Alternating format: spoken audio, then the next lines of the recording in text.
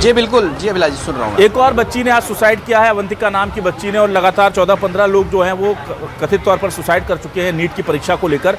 अब जो परीक्षा होने जा रही है उसे लेकर कितना भरोसा है इन लोगों को? देखिए बिल्कुल, जो पिछली बार से जो अवंतिका, जो इंदौर की रहने वाली लड़की थी, उसने सुसाइड किया था। उसके पिता ने ये बताया था कि 3 बार से वो लगातार नीट की परीक्षा की तैयारी कर रही थी, लेकिन जब एग्जाम कैंसिल हुई, इसके पहले पेपर लीक हुआ, तो उसके बाद से डिप्रेशन में आ गई थी। तो और कई छात्र मेरे साथ में मौजूद है, देख सकते हैं कि जो छात्र हैं उनसे ही बात कर लेता हूँ कि क्या वाकई में परीक्षाओं को लेकर उनका क्या रुख रहने वाला है, क्या जो नीट की परीक्षा है, क्या लग रहा है कि इस बार सफलतापूर्वक होगी? सर, हमारी तो यही कामना है कि नीट की एग्ज़ाम जो इस बार 21 तारीख को है वो सफलतापूर्वक संचालित हो, क्योंकि सर जो विगत अभी एग्ज़ाम हुई और पेपर लीक जैसी वो चीज़ें हुई, इसमें बहुत से बच्चों ने सुसाइड कर लिया। क्योंकि बच्चा सर 8th क्लास से प्रिपरेशन चालू करता है और 4 साल कंटिन्यू प्रिपरेशन करने के बाद में, और घर वालों का पैसा रुपया सब खर्च होने के बाद में पेपर लीक जैसी घटनाएं होती हैं तो मानसिक तनाव से अलग जूझता है, साथ ही साथ सुसाइड जैसी घटनाएं होती हैं। बिल्कुल, सुसाइड जैसी घटनाएं मानसिक तनाव से जूझता है। कितनी परेशानी आती है जब ये पता चलता है कि पर्चा लीक हो गया है, कुछ लोग चीटिंग कर रहे हैं और जो पढ़ने लिखने वाला छात्र है वो पीछे रह जाता है। देखिए सर, जो छात्र दिन रात मेहनत करता है, जब उसे पता चलता है कि कल जो उसकी एग्ज़ाम होने वाली थी, आज उसका पेपर लीक हो गया है, तो उसकी की गई मेहनत पे तो पानी फिर जाता है। इसमें क्या होता है, कुछ बच्चे डिप्रेशन में चले जाते हैं, उसके कारण वो आत्महत्या, सुसाइड जैसे कदम उठाने लग जाते हैं। इससे हमारे देश के जो युवा हैं वो कहीं ना कहीं डिप्रेस हो रहे, पीछे जा रहे हैं। इससे हमारे देश पे बहुत ही बुरा प्रभाव पड़ रहा है इस चीज़ का। अच्छा, क्या लग रहा है इस बार सफलतापूर्वक हो जाएगी नीट की परीक्षाएं? सर, कामना तो सबकी यही है कि इस बार सफलतापूर्वक हो जाए, क्योंकि जब किसी इतने बड़े एग्ज़ाम के, जो भारत का दूसरा सबसे बड़ा एग्ज़ाम है नीट एग्ज़ाम, एनडीए जिसको करवाता है, तो उसमें 22-22 लाख बच्चे फॉर्म भर रहे हैं और वो अगले दिन सुबह जब पता चल रहा है सेंटर में जाने के बाद कि नहीं होगा, तो इस बार भी आशा है कि सर हो जाए। अब इतनी छोटी सी बात टेलीग्राम को बैन करने से ये चीज़ें नहीं हो सकती कि रुक जाएगा। जो कर रहे हैं उनमें कोई ना कोई बड़ी कानूनी कार्रवाई होनी चाहिए। क्या लग रहा है अभी तक किसी ने आवाज़ उठाई इनके खिलाफ? हम छात्र नेताओं की बात करें, छात्र नेता अक्सर हमको नजर आते हैं जब छात्र संघ के चुनाव होते हैं, ऐसे में नीट की एग्ज़ाम जब पर्चे लीक होते हैं, इस तरीके की चीज़ें आती है, जब कोई आपको छात्र नेता नजर आया सड़क पर? सर, इसमें देश भर में अलग अलग राज्यों में प्रोटेस्ट तो हो रहे हैं, लेकिन अभी तक कोई ऐसा पॉजिटिव कार्रवाई सरकार की तरफ से ना तो एनटीए पे की गई, ना तो किसी जिम्मेदार ऐसे व्यक्ति पे की गई जिससे जो है बच्चों को लगे कि हाँ जो है सरकार हमारी जिम्मेदार रूप से कार्रवाई कर रही है। तो कम से कम दोषी जो किसी भी स्तर का हो, किसी भी तबके में हो, उसके ऊपर सख्त से सख्त कार्रवाई की जानी चाहिए सर।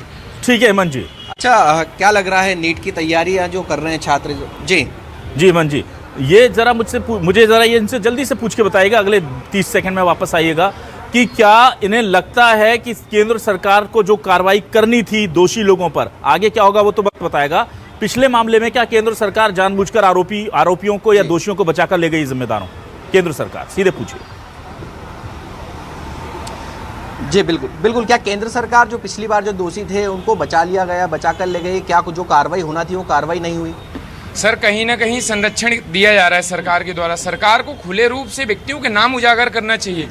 कायदे से देखा जाए तो इसमें शिक्षा मंत्री की साफ भूमिका देखा जाए तो शिक्षा मंत्री को इस्तीफा भी देना चाहिए, जहां तक हम, क्योंकि ये लाखों छात्रों के भविष्य के साथ खिलवाड़ किया जा रहा है सर।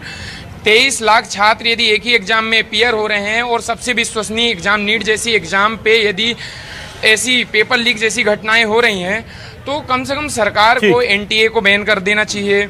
और जो दोषी किसी भी स्तर का हो, किसी भी स्तर का, चाहे वो सरकार के किसी भी तबके में हो, किसी भी पद में हो, उन पे सख्त से सख्त कार्रवाई करनी चाहिए और सजा करवानी चाहिए। बिल्कुल, निशाने पे सरकार ही है, सरकार को कार्रवाई करना थी। जिस तरीके से छात्र कह रहे हैं उन लोगों को सामने लाना था, जो कार्रवाई होती है अगर, तो लोग सामने आते, उन नाम सामने आते जो आज तक नाम सामने नहीं आए। जी अभिलाष।